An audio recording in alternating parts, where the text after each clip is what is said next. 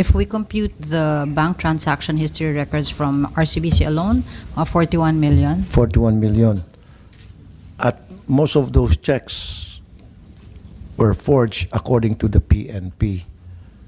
Ang tanong ngayon, bakit nakalusot? At ang iniinsist palagi ng RCBC, right? Data Bank secrecy law. ay bank secrecy law.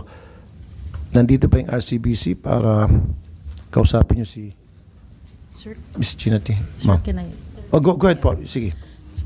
Good afternoon po everyone, and before anything else, not only am I thankful but I'm grateful to the chairman, Senator Raffy Tulfo, for making this happen. I didn't know that a family estate issue would turn into a national issue. I'm a very private person. It was not my intention to end up here, but I'm truly grateful to you, Senator. If you would see in the video that I'm not sure if they intend to show it, but when I approached Senator Raffy, he was my last recourse. I was hopeless because it's been 3 years. I come here as a widowed spouse of my husband. Alam naman po natin ang estate law that when a deceased, if he has an estate, it's divided accordingly to his legitimes, to his legitimate heirs. So ako po bilang his widowed legitimate spouse, and he has 5 children. We were not fortunate to have children. I had miscarriages. So he has 5 children from his first marriage. So he was legally annulled. I didn't know po that, syempre nung my husband died December 16 of 2021. And it's already 2025, and I think it's really, really unfair that up to now, the estate has not been distributed. Again, this is just supposed to be a family issue, but it has become now a national interest because when my husband died, I did not think naman po of doing my due diligence of taking care of the estate because I was grieving. But I didn't know that in the course of my grieving, I didn't know that money transfers were already being made by my stepchildren. And it's a good thing that a month after my husband died, I approached my lawyer in the person of Attorney Howard Calleja. I approached him and he was the one who encouraged me na, ayusin na natin to, di ba? Ako naman po, Senator, wala naman akong iniisip na may gagawin ng mga bata. Kasi we're a family supposedly. It's not a perfect family.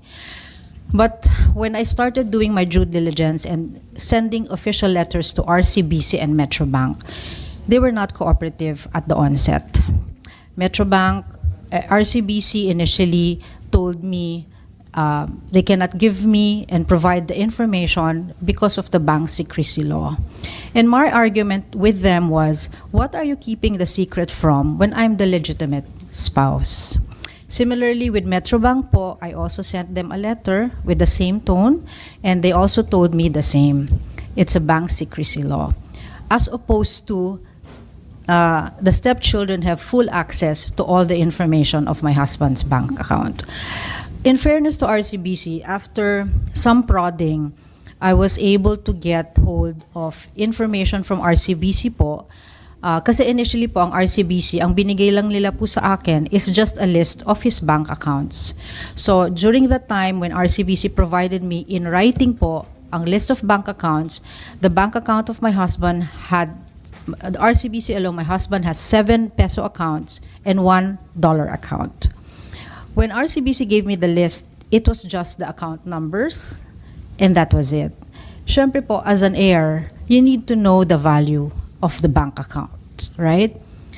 After some time, I was able to get hold from the head office of RCBC a copy of the amount. When I saw the amount, sir, I'm not sure if it's safe to share, but when I saw the amount, the balance of the 7 peso accounts, 6 figures lang po yun. And hindi po ako naniniwala na 6 figures lang yung balance ng asawa ko. Kasi that means mas marami pa akong pera sa kanya, which is impossible. My husband owns 3 companies in Surigao del Sur. We have 176 employees. So imposibleng 6 figures lang po yung balance ng account ng asawa ko. from 6 accounts, of 6 to 6 accounts. So, finally, when I was able to get hold from RCBC of the real amount po, yun niya, hindi po ako makapaniwala. So, they provided me, sir, with the bank transaction history records. And dun ko po nakita, which your office has a copy of, dun ko po nakita that there were transfers being made even after his death and even while my husband nakarata ospital at hindi pa po patay. My husband and I had COVID. My husband died from COVID. We were in the COVID ward. So obviously during the pandemic, no one is allowed in the COVID ward. So there is no way for the checks to be signed by my husband kasi COVID pa, naka-intubate pa siya. And nobody is allowed in the COVID ward. And then ang mas masakit po, Senator, as I mentioned to you during your show, was withdrawals were being made after his death. And alam naman po natin ng batas that pag may namatay na po, frozen na po ang mga assets. Pero alam ba nung bangko, ma'am, na Opo, kasi away na yung husband yes, niya? sir, because they even sent flowers to our house during Okay, the so way. alam nila. Opo. Okay. Opo. So, nagtataka po ako po walang access. Sila, hindi lang access yung mga stepchildren, pati fund transfers, which nakalagay naman po sa bank transaction history records. So, dumulog po ako sa programa niya, sir, because I tried, my lawyers tried to do everything that is legally possible, they reach out, tell the children, let's do everything amenable, pero the kids are not cooperative at all. We give credit to the lawyers of the stepchildren, but he's just the bearer of the news. Tagasunod lang naman siya. Ako, I give credit to the Callejo Law Office because they're very proactive. So, And then meron tayo ditong letter from the PNP stating that ilan sa mga cheque ay forged. Apo. Okay. Tanungin natin mamaya sa PNP paano nila patunayan na forged yung mga checks na yan. For the meantime, I would like to talk to RCBC first. Meron mga representative from the RCBC. Dito po sila. Okay. Meron po, sir. And sino yung unang gustong sumagot po doon sa mga katanungan ni Ms. Gina T? Good afternoon, Senator. Good afternoon, everyone. Ang una pong tanong ay tungkol po doon sa pagkaalam po ng bangko tungkol sa death ng client natin. No, habang nakaratay pa yung kanyang husband sa COVID ward na wala namang pinapayagan kahit na sinong pinaka-close relative, although dalawa silang nakaratay doon, bakit tuloy-tuloy pa rin yung bank transfer, tuloy-tuloy pa yung pagtanggap ng mga cheque na ma-encash? Why did it happen? Senator, good afternoon po. With regards po dun sa mga cheque na pumasok noong sabi ni Ms. T na nakaratay si kliyente, is nung pumasok po ito, during that time, hindi naman po namin alam na kung ano katatayuan Hindi nyo alam. ng kliyente. So, kami po ay nagbase lamang doon sa cheque na pumapasok. Right. So, do you have a way na para malaman kung yung signature ba ay forged o hindi? Lahat po ng cheque na pumapasok sa bangko namin ay sinisili po yung mga image at may na-match po yung pirma doon sa pirma na meron po kami pinangahawakan na ginamit noong nagbukas Okay. na ako. I would like to call the attention of the PNP na nag-issue nitong certification na forged yung mga checks. Identify yourself, Colonel. Yes, sir. Good afternoon, sir.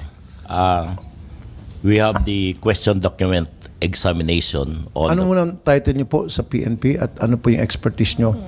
Sir, I am the deputy director for operation, and also with us the person who conducted the examination and the chief of the question documents division, sir. Pero meron bang experts sa inyo na nagtitingin sa mga signatures? Yes, sir. We have, sir. And who is that also with person? us, the What's his name?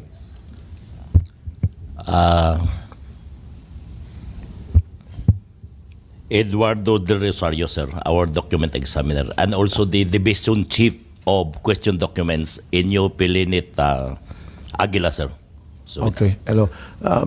Matanong ko lang, anong expertise meron kayo para masabi nyo na kayo ay capable sa pag-examine ng isang signature at madetermina kung yun ba ay forged o hindi?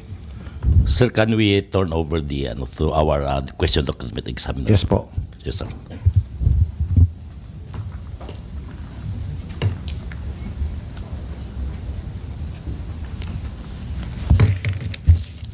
Magandang hapon po sa lahat, particularly po kay Senator. Ako po si Lainit Villapando Aguila, Chief po ng Question Document Examination Division. So, mayroon po kaming mga qualification before maging a document examiner. Okay. So, first, our course po is a criminology. So, we are a criminologist. And we have attended to some courses regarding the signature identification and examination.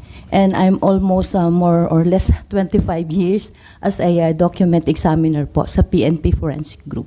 Sounds good.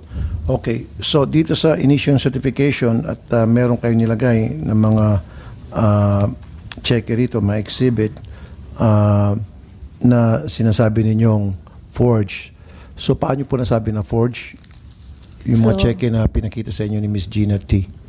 Actually po, the findings that we give to that examination is an indication that the question signatures appearing on the 6 RCBC checks bearing signature of Mr. Albin O. T. ay indication po that there are indications that they were not written by one and the same person. Indication lang po yung binigay namin kasi photocopies po yung 6 RCBC checks na in-examine namin. Photocopies Opo, sir. na ibinigay ng RCBC kay Ma'am Gina na ipinasa sa inyo. Yes, sir. Okay. So RCBC, bakit photocopy? Bakit hindi cancel check mismo ang pinakita nyo kay Ma'am Gina? Di ba dapat may yung cancel check kasi doon makikita talaga mas malinaw yung pirma. Senator, ngayon po kasi tayo po ay naka-image-based clearing na simula po noong 2017. So yun pong mga original checks ay hindi na po bumabalik sa bangko na nag-issue nito. Saan pupunta yung cancel check? Ito po ay naiiwan kung saan i-deposit yung cheque. So bakit hindi nyo pwedeng kunin ba yun para ipa-examine natin ulit?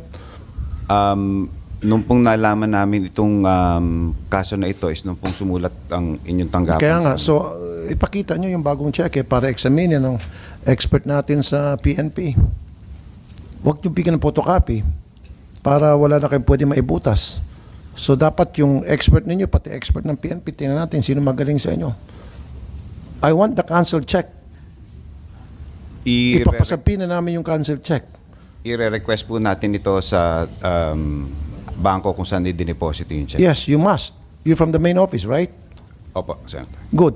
Wala ba kayong tinatawag na threshold amount na pag na-reach yung amount na yon, you have to call the depositor kung sa kanya ba itong signature, itong inisyong cheque at kung i-go ba o hindi? Wala? Senator, meron po kaming mga policies and procedures po sa mga ganyan. Kaya nga. So in the case sa account ni Mr. T, ano yung policy niyo o threshold niyo sa cheque na natatanggap nyo from him na para ini-encash o pinapasok? Senator, hindi ko po kasi pwedeng ang ating palisiyan ng bangko. Okay, sige. Ayaw policy ng bangko. Pero meron kayong policy na ganon in place. Nakita by the millions. Okay? Yung isang cheque, 1 million doon. Meron pa isang cheque at 16 million. Don't tell me, doon sa 16 million, hindi man lang kayo tumawag kay Mr. T. Para sabihin, Mr. T, itong cheque 101, i-go ba namin ito o hindi? Pag sinabi ni Mr. T, ngayon, ilalag nyo ngayon doon sa libro kung sino yung tumawag at anong oras, yung pagtawag ninyo at anong araw. Your Honor, good afternoon. Ang bangko po ay meron pong mga internal policy para gawin po yan. Subalit po, sa dami po ng checking pumapasok sa amin, kailangan po namin mag-decide base po sa mga konsiderasyon at kasama po doon ang... Bullshit! Sorry. No! Ako nga, hindi naman ako ganun kalaki ng pera ko. Pag meron ng cheque na inisyu ko 10,000, tinatawag ko ng bangko eh. 10,000 lang ha, yung bangko tatawag sa akin. Mr. Tulpo, igugo ba namin itong check number na ito? 10,000 lang. Yung pa kaya 16 million, sabihin mo sa akin kasi ang daming check yung pumapasok. Huwag mo naman ako i-bullshit. Mr. Peralta, huwag ako. That's a lot of money. 16 million we're talking about. We're not talking about 16,000 pesos. 16 million, maalarma ka na. Dapat yung tao ninyo dyan sa bangko, yung manager, tatawag na. Teka muna, totoo ba ito? O baka ninakaw lang itong checking ito at pinorge. O ngayon, may tatawag, sir, o pwede pagtawag sa bahay, o nandiyan ba si Mr. T? Andito, paasa mo telepono, Mr. T. Okay ba itong checking ito? Ikaw bang pumirma ito? Ganun dapat. Pero paano matawagan? Eh, nasa COVID ward nga eh. Senator, with all due respect, ang bangko po ay mayroong mga threshold nga po, sabi ko nga po kanina. Ito po ay sinusunod naman ng bangko. Subalit, Kaya nga kung sinunod, bakit kung tumawag sila dun sa may isang check na worth 16 million, bakit hindi tumawag? may iba pong mga konsiderasyon, Your Honor. Anong konsiderasyon? Tulad po ng anong mga detalye ng nasa cheque, kailan po siya na-issue, kanino po ang payer ng cheque, at kung... Sir, again, another bullshit. Regardless kung anong circumstances, regardless kung anong araw, regardless kung para kanino, etc., etc., pag sinabing you have to make a call because that's a policy dahil sa amount na yan ay malaki o na-reach na yung threshold, you have to make that phone call. Which you did not. Sabi ko sa akin, yung sa akin, 10,000 lang eh. Na sinulat kong cheque, tinatawagan na ako eh. By record po kami, Senator Tulfo, na mayroon po kami mga ginawang pagtawag. Hindi ko lang po ma-confirm yung pinapakita Hindi, natin sa lahat ng cheque, tumawag kayo. Sabi ko nga po, Your Honor, hindi po lahat. Then you should have brought that with us today because alam mo magkakahiring tayo tungkol dito. Then you should have brought it with us. Sabihin nila, etong checking ganito, tumawag kami kay Mr. T, ang tumawag si Maria. Etong checking number 2, tumawag kami, ang tumawag si Mario. Dapat meron na kayong ganong klase mga information because you know ahead of time na itong pag-uusapan natin. Kasi sa susunod, paupuin kita ulit dito, gigisahin kita ng 10 beses. Huwag kayo magsinungaling. Nalusutan kayo rito. Or, like I said in my radio program, I don't think it's a policy of RCBC na manloko ng tao as an institution. Malinis ang RCBC. I don't have any problem with the RCBC. Pero meron at meron tao doon sa branch na yun na loko-loko. Na gumawa ng kalokohan. And that's what you have to find out. Huwag nyo na i-cover up. Admit your fault, mag-sorry, and then sibakin yun. Dapat sibakin. Mr. Senator, good afternoon. Yes, sir. We will do the necessary process and the investigation to make sure that if there has been a breach of our policies, we will punish the persons involved. But at this point po, Mr. Senator, we don't have the full information on that. Then you have to investigate because once na nakita nyo sa inyo investigation, talaga nagkamali yung tao, Yes, i-refund, ibalik yung pera. Yes, we will, Senator. We will Thank you. have our own investigation. But the result of the investigation, I cannot preempt at this point. Okay. Ma'am Gina, parang gusto niyo magsalita. Go ahead po, ma'am. Pakiayos nga. Is it correct? Tama ba? Hello? Natin. Can I be heard? Yes, ma'am. Sir, napapailing po ako sa comment ng RCBC. Katulad sinabi niyo, sir, they knew that there was a Senate hearing. They should have done their research. And it's been 3 years, Senator. It's been 3 years. Hindi po ako naging pabaya sa pagsulat ng reminder sa kanila. I've called them repeatedly. I've spoken to the manager in RCBC Tandag. They know yung aking lamentation, alam nila yung reklamo ko. But it fell on deaf ears, no? Hindi nila ako iniintindi. So, kaya nga dumulog po ako sa inyo because I saw naman the biases were geared towards the stepchildren. Okay. And Because yung isa doon, politiko.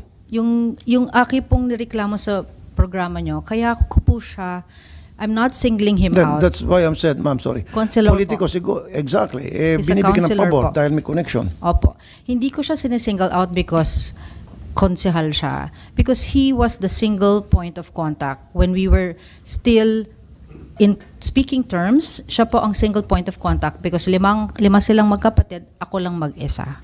So sa akin, sir, kasi if you see the back of the checks, the money were transferred to a certain bank account which is named Mighty Oaks Corporation. And Mighty Oaks is owned by Councilor Alvin T. and 4 of his siblings. And wala po siyang, 5 lang po sila dyan sa incorporation na yan. Wala po yung pangalan ng asawa ko dyan sa bangko na yan na nasa Metrobank kasi kaya hindi ma-frozen yung account na yon kasi wala ang pangalan ng asawa ko dyan sa board of directors. We have SEC papers that we generated, and Mighty Oaks is owned by Councilor Alvin T. and the 4 other children. That's where all the money went according to all the transaction history records of RCBC. Sa katanungan RCBC, nalaman nyo na nag-passed away na yung husband ni Ma'am Gina, nagpadala pa pala kayo ng flowers. Okay? Now, after his death, bakit tuloy-tuloy pala yung pag-transfer ng pera out of his account? Senator, sa record po ng aming bangko, ang knowledge of death po ng branch, ng Tandag branch is January 11, kung kailan po si Ma'am Gina ay nagpadala sa amin ng sulat na in-acknowledge po ng branch. Doon po yung date na kami naman po ay nag-act para i-put on hold yung accounts po ni deceased client natin. January 11 na freeze yung account. Yes, Senator. Ma'am Gina? Sir, the bank officers went to my house during the wake, aside from sending me flowers. Don't you think po na pumunta kayo sa bahay, don't you think po na dapat from then on, fini-freeze mo ng accounts? Motopropyo na yan. So, alam niyo na po lang patay, pumunta na pala sa bahay, sa wake, yung mga alipores niyo dyan sa branch, then automatically kinabukasan, after the visit sa wake, motopropyo, Frozen. sila na mismo gumawa ng freeze, pag-freeze ng account. Ang Mr. wake, Senator, sorry po, ma'am. I'm sorry, can Or I at least just say? talk to Ma'am Gina. No problem. My husband died December 16. His wake was from December 18 to December 26. Bumisita po ang mga officers December ng 18, up to December 26. Kasi Yung wake, December okay. 26, dinala po namin, ako at si Councilor, nung kami ay okay pa nung ni Councilor, ako at si Councilor at ang kanyang girlfriend, dinala po namin ang labi ng asawa ko sa Davao to have it cremated. And Davao is 5 hours away from Tandag City. Pero during the wake period, the officers of Tandag City went to our house. Kilala po ang pamilya ng asawa ko. So, posibleng walang may alam na patay ang asawa ko. And just to share with you, Senator, I spoke to, again, sinabi ko sa show nyo, I spoke to BDO again. Tinanong ko sa kanila, kailan nyo i-freeze ang account? Kailangan may account ba kayo sa BDO, ma'am? Opo, meron Okay. po. And sabi ng BDO, the moment we find out, even if there's no letter yet, we will freeze the account. Automatic. Oo. Even without you informing them or telling them So, because to do alam so. na, and kaya nga sabi ng BDO, especially ma'am, kung kilala yung pamilya ng asawa nyo, alam naman ng lahat na namatay siya. He's well loved in our province. So, imposible po na gagamitan ako ng technical ng RCBC na January lang nila. Kasi sir, there were withdrawals up to after his death nga, di ba? Merong December 23 withdrawals, merong mid-January withdrawals. So, it's very unfair for RCBC to use technical terms sa akin. Ayan, RCBC, nasaktan nyo lalo si Ma'am Gina. Ma'am Sir, do not ever fucking smile. Do not. This is serious matter. Malungkot siya, ilang taon na ito, nagmadalamhati siya, tapos pangising-isi ka dyan. Heck, don't do that, please. Pasensya na po, Mr. Senator. And pasensya na rin, Madam Gina T. Ito pong mga informasyon ngayon nakakalat po lang namin after we received the invitation from the Senator. No? Sabi ko nga po, Mr. Senator, we will investigate kung talaga bang nagpadala ng flowers, kung talaga bang merong breach in the policy. Because sa sinasabi po ni Ms. Gina, ganun din po ang policy ng RCBC. Bakit? We put on hold the account once we get Isa knowledge. pa, kung meron kayong magandang policy, Bakit pinaikot-ikot nyo siya? Bakit hindi nyo siya ini-entertain as an heir? Alam niyo naman na wife siya. Magtatanong siya ng mga information tungkol sa account. Binibigyan siya ng hard time. At later on, pumayag na rin magbigay ng information pero bang account lang. I mean, talagang binibigyan siya ng hard time. So para may pinapaboran. Please don't laugh again, ha? Sige, pakisagot lang. Mr. Senator, we will investigate that, as I said. But we have given Mrs. Gina T. the information that she rightfully deserves as a surviving spouse. Account number lang binigay nyo. Yun Hindi po amount. kasi ang balances, even transaction history po, nabigay po. In fact, kay Mrs. Gina T. lang po namin shinare yung information na yun. Is it right, Ma'am Gina? As I mentioned, I give credit naman to RCBC for being helpful, but I had to go to the main office. I had to find a connection to get those records. But the fact remains that the branch office in Tandag they were never cooperative at all. I wrote letters to them repeatedly. They were never cooperative. The branch? Yes po. So again, let me repeat. In fairness, yung main office, cooperative naman daw. After na magpunta sa main office, kasi sinasabi ko, RCBC itself as an institution, okay sila, wala tayong problema doon. Siguro doon sa branch at may mga tao doon sa branch na hindi gumagawa ng tama, hindi po nagpa-follow ng procedure. Yun dapat imbestigahan, find out, and then pag nakita nyo talaga may problema, may mali, then pagalitan yun, gumawa kayo ng parang isanction yung tao, sibakin ko kinakalan sa bucket, and then ibalik yung pera na na-withdraw. Gagawin po Especially namin kung- yan, Mr. Senator. Thank you, sir. Gagawin po namin yan. Ma'am Gina. Sir, again, this is after the fact. So, 3 taon na po ang nakakaraan. I've been talking to RCBC since 2022. They know my lamentations. They know my reklamo. Alam nila katakot-takot na email, calls, ginawa ko. Kaya nga dumulog na ako sa inyo because wala namang nangyayari. So, kung sasabihin sa akin ng RCBC ngayon, just because you're in front of them, na they will do their investigation and due diligence, for me, it's water under the bridge. Kailan na naman ito matatapos? Ma'am, continuous to yung ano natin. Hindi naman ako ningas ko kundi sa Senado. Yes, Pag sir, I inimpisahan trust ko, you. tinatapos ko. Sir, I trust you, but I Thank don't you. trust them, sorry. Ay, them. Okay, well see, nakita nyo RCBC, nasira yung trust niya sa bangko ninyo. Kasi hindi kayo maagap, hindi kayo mabilis umaksyon. Once na dapat may pumunta sa inyo para magreklamo, umaksyon agad kayo. Ay 3 years na pala siya pabalik-balik. Ang bagal ng aksyon ninyo, mas pinapaboran nyo pa yung mga anak. E-air din naman siya bilang isang legal wife. Widowed wife. O sana in-entertain nyo siya. But hindi. Pinabalik-balik nyo na, pinagod nyo lang siya. Until na nagsumbong siya rito, hindi pa sana kayo umaksyon. Dito hindi ako papayag. Paimbestigahan ko kayo. Patatawag ko yung Bangko Sentral ng Pilipinas kung kinakailangan every week mag-hearing tayo rito. Sige, 1 to sawa tayo. At pag nakita ko nagsinungaling kayo, ipapakontem ko kayo, may kulungan dyan sa baba, sa ilalim. Totoo. Marami na kami napakulong dyan, ng mga nagsinungaling, pinakontempt namin. Totoo yan, it will happen. Pasensyaan tayo.